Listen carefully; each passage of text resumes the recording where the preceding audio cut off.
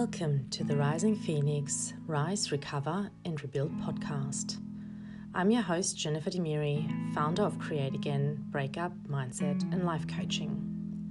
A large number of people are either thinking about separating, are in the middle of a separation, or are already divorced.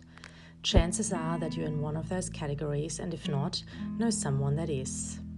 While separation and divorce is a normal part of life, there's still a stigma attached, and no one really talks about what it is like to go through this experience, and even less what to do to rebuild yourself. I will be interviewing mothers and business owners, lawyers, and a variety of other people I believe can provide some tips and insight into their lives, and I'm certain you will be able to relate to some of it. If you feel that anything in today's episode resonates with you, make sure to book your 30-minute complimentary session with me today. I would love the opportunity to be part of your rebuilding journey. But now let's get started with today's guest. Today's guest is Eloise, an astrologer, intuitive guide, and yoga teacher. Her mission is to help people to reconnect to themselves, to remember their purpose, and to live a life in their true potential. She says that the most important relationship we will ever have is with ourselves, and we need to cultivate this through self-knowledge and self-care, and I couldn't agree more. Astrological birth charts are a map of the soul, and Eloise uses these to give clients clarity on their purpose and their journey and make sense of their life and experiences. Eloise also teaches Yin Yoga, which provides the space for us to slow down and connect with our bodies and minds, away from all the doing, where we can find stillness and clarity. I had the pleasure to meet Eloise at a networking event, and we stayed in contact ever since. So welcome, Eloise, and thank you for spending your morning with me. Thank you. Thank you for having me. It is an absolute pleasure. Yes, when I decided to launch the podcast, I definitely wanted someone to interview that is more on the spiritual side of things, because I do believe, for rebuilding yourself, you do need a little bit of all sort of aspects in your life, a little bit of spirituality, a little bit of that legal knowledge and background, a little bit of financial background. So, and I thought you would just be the perfect match for a participant on my interviews. So I guess let's just start with a bit of a question to get us started. So I love the combination of you being a yoga teacher and astrologer and intuitive guide. How did you find your purpose? I mean, this story could take the entire podcast, but I'll try to give you like the rundown. We have all the time in the world. I've always been interested in like astrology, crystals, tarot, all of those things.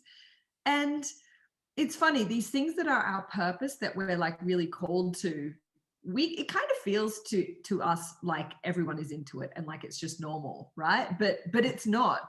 When I tell people that, they're like, what? No. So I've always been interested in that stuff, but then I, went down the corporate path. I was an employment law specialist, and then I moved to London when I was about 25 or 26. I was a bit burnt out from my career, and I sort of wanted to find myself essentially, and I definitely did. London's a great place for that because there's just so much there.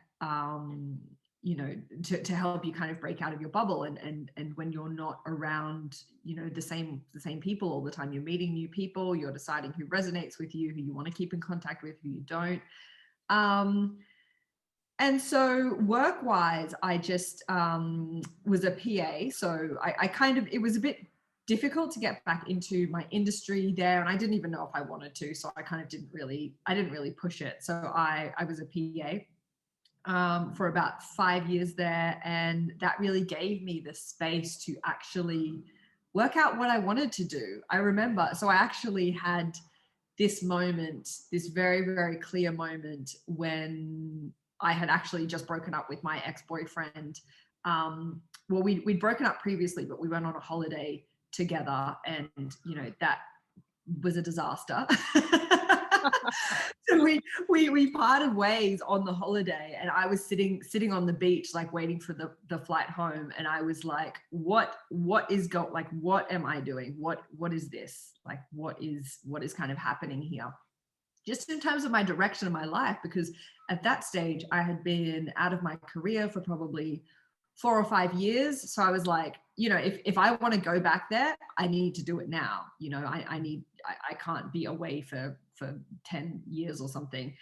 And then I was thinking, okay, so I'm at this crossroads. Well, what do I really want to do? What there is either go back to that, or really this kind of pathway of endless possibility, and what could that look like for me? And so I decided that I wanted to help people. And I'd been on my own path of, I'd had an injury. I did a lot of rehabilitation with a physiotherapist and a Pilates teacher. And I decided that I wanted to help people on that journey. So I became a Pilates teacher. I did all of my training. And I also trained to become a meditation teacher as well.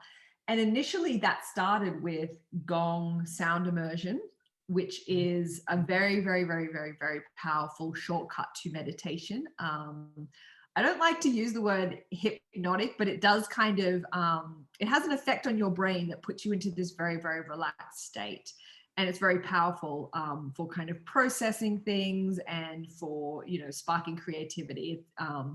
It's kind of something that has to be experienced to be believed, because when I first encountered it, it was on a yoga retreat, and I was like, gong bath, what is this? I was so skeptical. I was still so far like back in who I was then.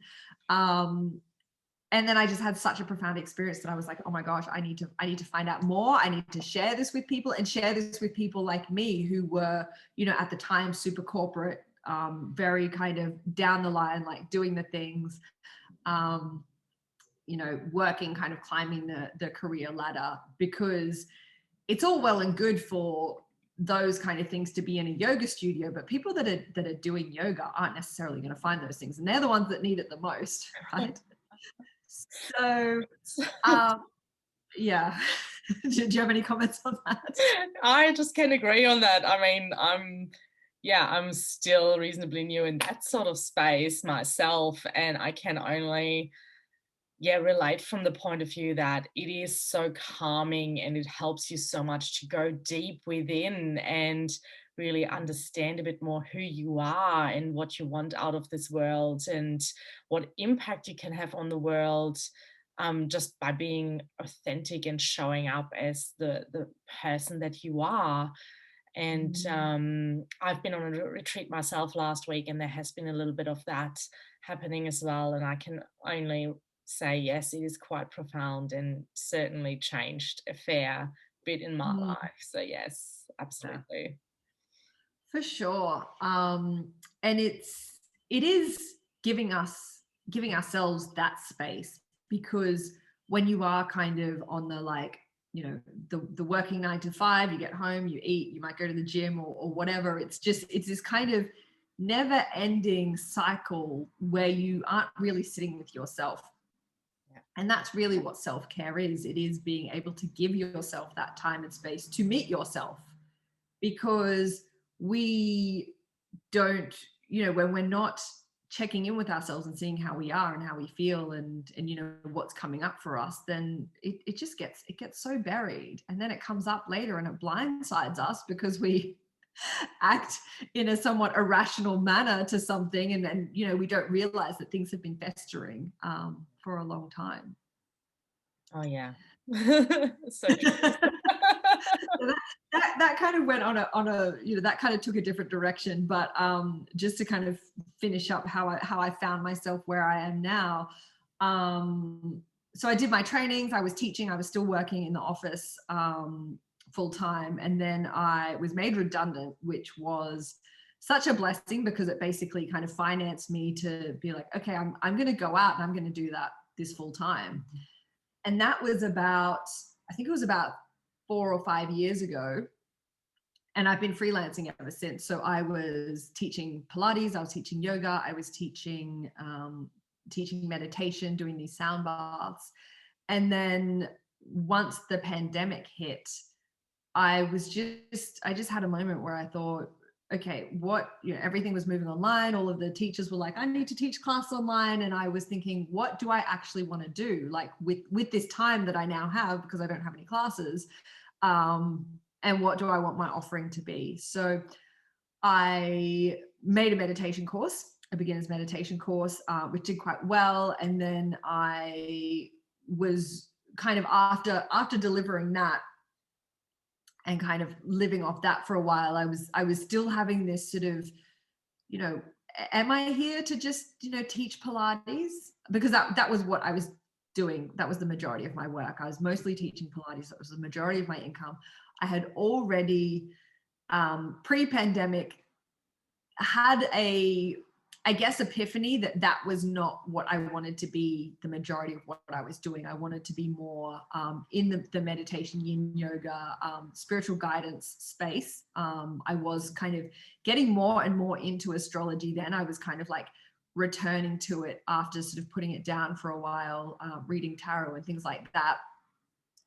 And then I just realized, that Pilates wasn't going to be it for me anymore. And that was really, really hard to kind of come to terms with, because I put a lot of work into my training. I spent a lot of money on my training, and it was it was a long time that it took me to train and to do all of my qualifications and all of my continuing education. I specialize in pre and postnatal and all of these different things. And it can be hard to admit to yourself that, not that you were wrong, but that when you were so sure that something was going to be it, that, that's not actually the case. And we're going to put that aside. We're going to, just ignore all that money that you spent, all that time. And, I was doing well out of it in London, but I was burning myself out as well, because it's a difficult career to be able to maintain, I think. And it depends on the kind of person that you are as well, because I'm a massive empath, and that's what gives me this intuition. And a lot of yoga teachers, a lot of Pilates teachers are, because we want to help people, because we're empathic. And I mean, you might find this as well, that, we go into this industry, and then we're encountering so many people and taking on their energy that sometimes we just we can end up feeling very yuck about it. And throughout my time as a teacher, I had encountered, I'd met this guy who's a psychic through somewhere. I was just working reception casually in like a wellness space. And he taught me about energy protection and about kind of being able to close off your energetic field to other people's energetic field so that you're not as affected. And that was an absolute game changer. In between that and doing the gong bath, things really started to open up for me to realize that there's a lot more going on than what we can see that's in front of us. And, with the pandemic, I was just very, very strongly called to this more kind of spiritual work. And that was probably about a year ago. And I've been really just kind of feeling it out and working out what shape that is going to take. At the moment, I'm mostly doing astrological chart readings, which I've been doing for quite a while. And I just love being able to give people insights into their lives. It's all there in the chart, and it's often, even I'm still surprised sometimes. Like, I'll say something and then someone will tell me what is going on or what has happened. Yeah. And I'll be like, wow, that is like, you couldn't make it up, really. So yeah, that's how I found my purpose. I guess essentially it was from wanting to help people who were like me, who were where I was, whether that was through having injury and rehabilitating them, or being in this corporate kind of cycle and not being able to quiet your mind, not being able to have that connection with yourself. So through meditation and gong bath. And now it's really that self-knowledge, because we can't love ourselves until we know ourselves. We have to see everything. We have to see all sides of us. We have to accept all sides of us. We all have a shadow. We all have these traits. We all get jealous about certain things. Things trigger us. And they might not be the things that we like openly tell people, like, yes, I will fly off the handle if this happens, but it's there. And the more that you acknowledge it, then the less power it has over you. Oh yeah, that's so true and so beautifully said. Absolutely, and I can absolutely relate when you were talking about work, spending all that money on your education in Pilates, and thinking that that's what you want and want to do with your life. That was very much similar to my story, where I had been educated in the hospitality industry and had spent so much money and so much time of my life in that space that it actually was really, really hard to let go of that, and moving into the space of coaching and understanding that this is actually what I want to be doing. This is, what I was meant to be doing.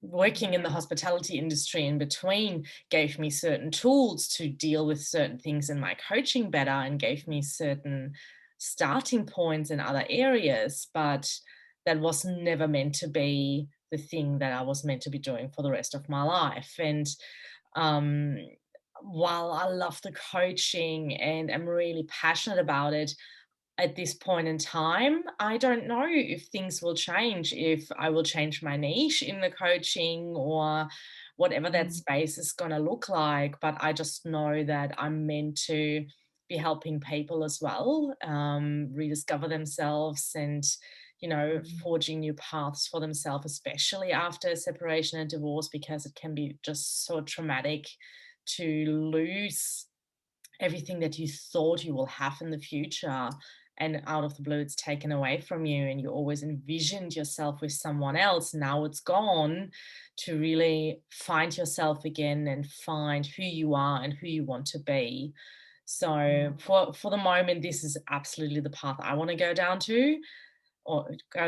but who knows, that might change again as well if the universe decides, well, this is only the beginning for you. Yeah, and I think you've kind of hit on something really important there, is that whatever we do, and I keep finding myself saying this, and I hate saying this because it's like such an Instagram quote, is that like wherever you are is exactly where you're meant to be. And like you said, you picked up all of these skills from hospitality, and with myself as well, like the Pilates thing, that taught me how to earn a living doing something that's not the 9 to 5.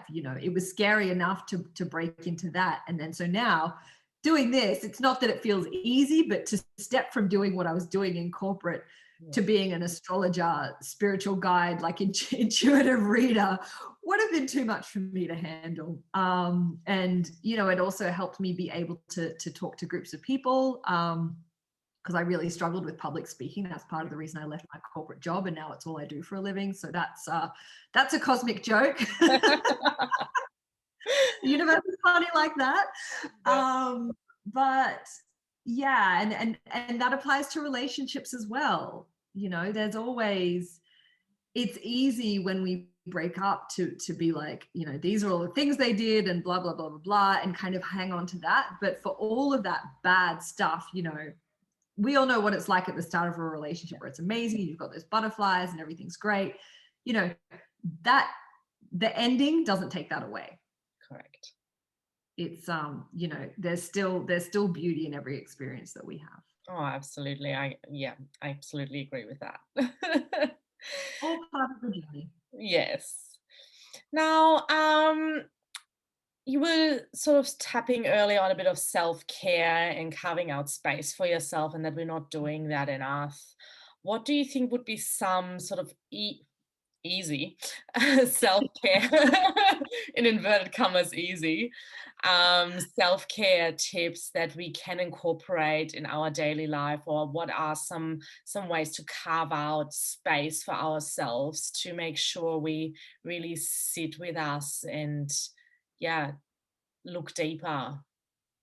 It's a lot more than bubble baths and like getting a massage, because in a sense, those things are actually kind of almost outsourcing your self-care, because you're like, I'm going to pay someone $100. I'm going to lie on a table. They're going to massage me. And then I'm going to walk out, and that's going to be like self-care box ticked. but that you've just like completely bypassed connecting to yourself and really sitting with yourself. So a few of the kind of techniques that I often give are, just having, even if it's just 5 or 10 minutes a day, to, even if it's drink a cup of tea, drink a cup of coffee. I probably don't suggest wine, but but just to be able to sit with yourself in silence and reflect, and just, how's my day going? How am I feeling? Because then especially when you're single, no one's asking me how my day is. Yeah. Right? So you need to be that person for yourself, and you have to see that you are that person for yourself, because you've been there from the start. You're going to be there till the end, and people are going to come and go in and out of your life. So you need to be like, how am I feeling? How can I take care of you today? How can I give you what you need? Do you need to go out and socialize and, maybe meet a friend and kind of have an event, or do you just need to retreat from the world?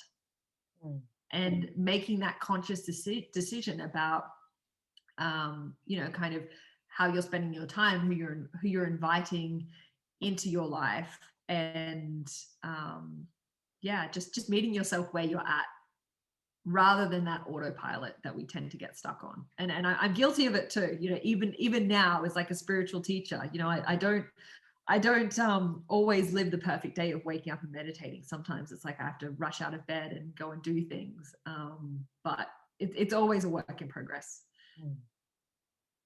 Yeah.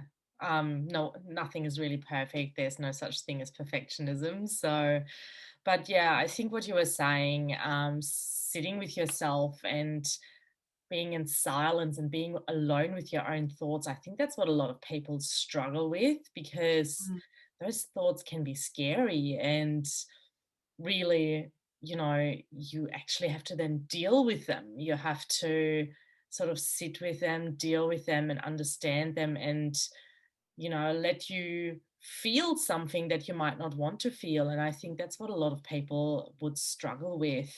And yes, then go to the glass of wine or catch up with their friend to be distracted, rather than actually sitting in the feeling and just taking the time out for yourself that you actually might need.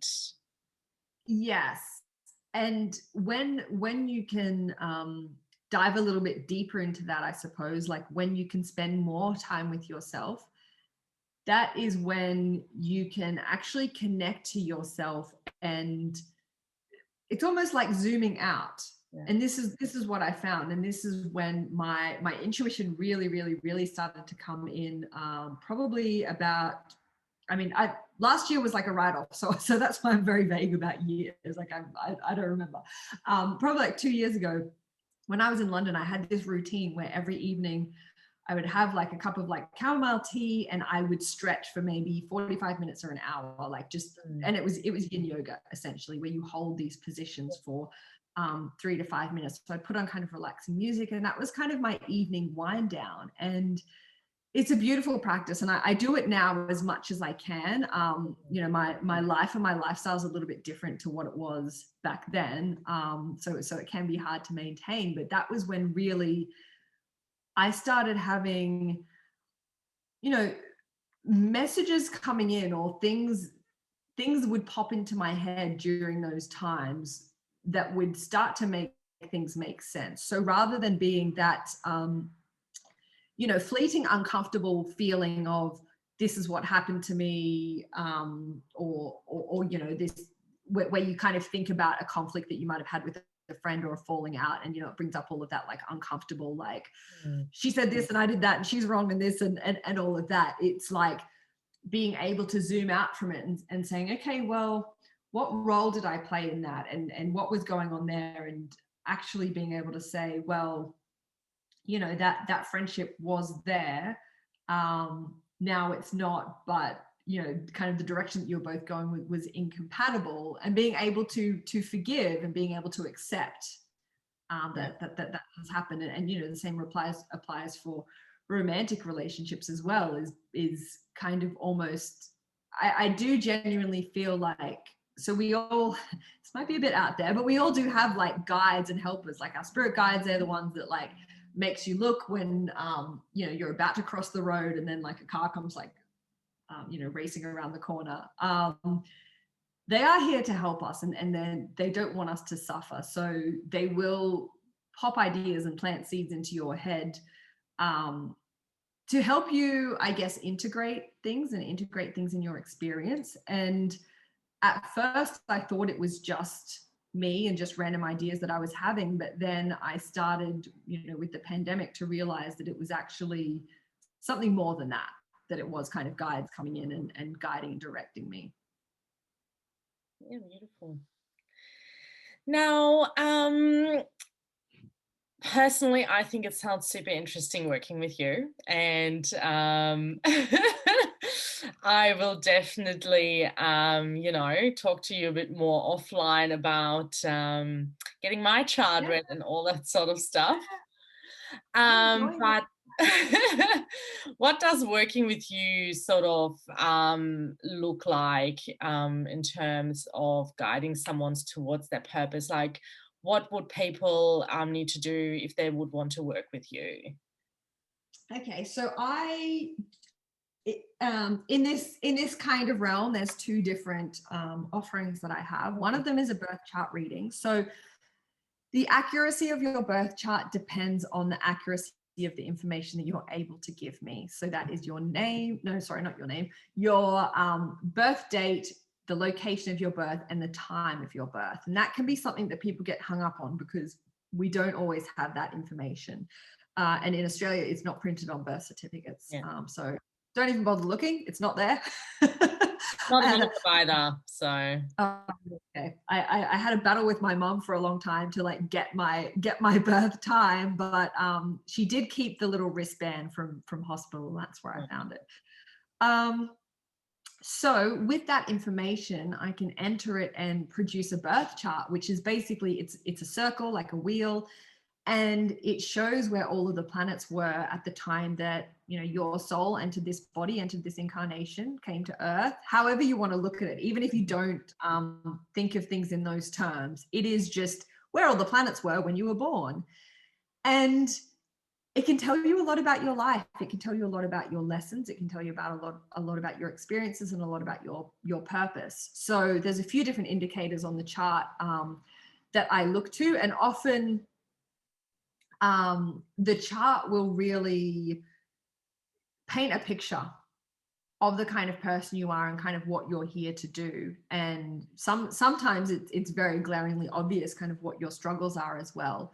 Mm-hmm. It can also tell how you present in relationships and how you're showing up in relationships and things that you might need to be aware of and work through. So I had a client recently where there was a lot of stuff in there of, you know, at a low expression, it can be jealousy and possession and like these very intense kind of toxic relationships. And she was saying, is this going to be something that is just a pattern in my life? And I said, well, no, not if you consciously break the pattern, you know, and that is what all of this is about. It's about breaking cycles and breaking patterns. So you know that this energy is already there. So you need to be hyper vigilant about the signs, but also vigilant about setting your boundaries so that things don't go in that direction. And the higher expression of this energy that can be potentially toxic is actually to be able to have extremely, extremely deep relationships and really, really intimate relationships that are very, very rewarding. It's just not letting them go to that lower expression place. Yeah, and I guess that's where sometimes it also depends on how you were raised. That's where sort of relationship patterns from an attachment style sort of lead into that, and why someone is doing those little things. Yeah. Yes, and it usually, those aspects usually have a story behind them, because it's kind of like you're born with those energies that are kind of around you, and you know that shapes you into the person that you are and the lessons that you need to learn. I don't really so much do astrological compatibility. It is a whole thing. It's called synastry. And the main reason for that is because you can look at two charts and you can have perfect synastry where it looks like you're going to have an amazing relationship. However, if both people aren't showing up as the highest expression of that, then it's not going to work. So there's no guarantees. So I tend not to be too prescriptive in that regard, because I think we just need to kind of let things unfold. Yeah. And then the second thing that I offer is a soul plan reading, which is based on your name. And one of the reasons that I added this is because a lot of people don't know their birth time. So it is based on the resonance of your name. So if you're familiar with Sanskrit and even is it Arabic? No, it's Yiddish, I believe. Mm-hmm. Maybe Arabic too. Don't hold me to that. But the languages are made so that the sounds carry a resonance that corresponds with the meaning of the words. Mm-hmm. So it's based on this idea that the sound of your name is carrying this vibration that you're, carrying throughout your entire lifetime. So that really is more geared toward what your purpose is. So it looks at what your kind of challenges are, what your gifts are, and then kind of how you're meant to bring that through to live your purpose. Mm-hmm. And I got into it because about a year ago I had a reading myself from a lady that I knew, and that was the reading that said, you're meant to be doing this work. That was the confirmation. I'd already felt it. I already felt it so strongly, and she just came in, told me everything I was feeling. So it wasn't new information. It was all things that I knew deep down. But it can be such a validating experience to have someone come in, and I'm finding that a lot at the moment. I feel like, particularly with the pandemic, a lot of people have been kind of having this moment of like, I feel like I'm actually meant to be doing this, and it feels so scary. And they come in front of me and I say, this is actually kind of what your gifts are and what you're here to do. And they're like, oh, I've been feeling that. Like, oh. I'm like, well, I'm here to tell you it's time. Yeah. Obviously when you're ready, but it's there for you. It's there for you, and it's all there. It's really amazing. It's really amazing work, and I love being able to give people that I guess validation, but that knowledge as well, and to be able to explain like this is why, to be able to help them make sense, because life is confusing. Things are confusing. No one knows what they're doing. No, we don't. We just go with the flow. Yeah, so the more clarity that we can have, then the better. And as I was saying before, we can give ourselves that clarity when we have that self-knowledge. Yeah. Well, awesome. I really enjoyed our conversation. Is there anything that you want to add that I haven't asked, or anything that you want to talk about before we wrap it all up? I don't think so. Now I wish I prepared a question. Well, it was such a pleasure talking to you. Thank you so much for taking the time. Now, how can people find you if they are interested in getting a birth chart reading or want a little bit more guidance from you? What's the best way to find or connect with you? Sure. So my website is Luna, Luna, Apogee, APOGEE.com. And my Instagram handle is Luna_Apogee.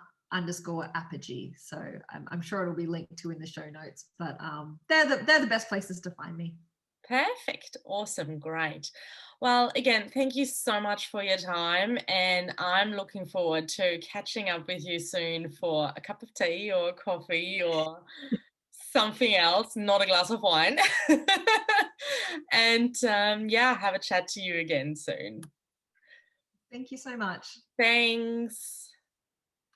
If you decide you would like to work with me or would like to know a little bit more about what I do, reach out via call or message and book your 30-minute complimentary breakthrough session either through my website, createagain.com.au, my Instagram at createagain, or on Facebook at createagaincoach. I also have a private Facebook group which provides a safe space and gives you the opportunity to connect with other people that have been through a similar journey. If you enjoyed this episode, please share with your friends, like, comment and share. I'm so grateful that you have listened today and hope to welcome you back next week. Thank you.